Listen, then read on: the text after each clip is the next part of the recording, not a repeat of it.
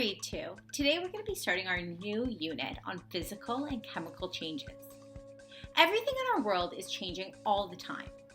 Plants are growing, water's melting, and we're digesting food in our stomachs.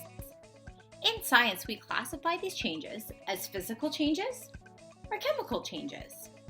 A physical change is something that changes the physical properties of an object, like its size, its shape, or its form. Physical changes do not form a new substance.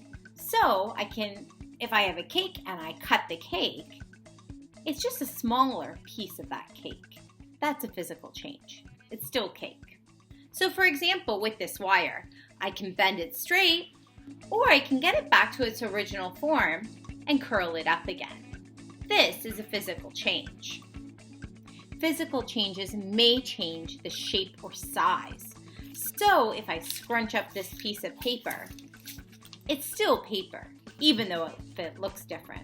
I can take this popsicle stick and I can snap it in half. Yeah, I can't get that back together, but it's still a popsicle stick. Physical changes may change the state of matter. So for example, if I put this glass of water into the freezer, it will become ice. That's a physical change. And physical changes can often be undone.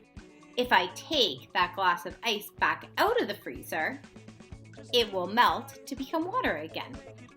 Now I want to see how many ways that you can physically change paper. I got some scrap paper from an old magazine, and I'm going to see how many different ways I can physically change these papers. I can start by scrunching up a piece of paper. Then I can try cutting it. Then I can try folding it into origami, hole punching it, stamping on it, twisting it, wetting it. How many ways can you physically change paper at your house? See what you can do and then share your physical changes on Seesaw.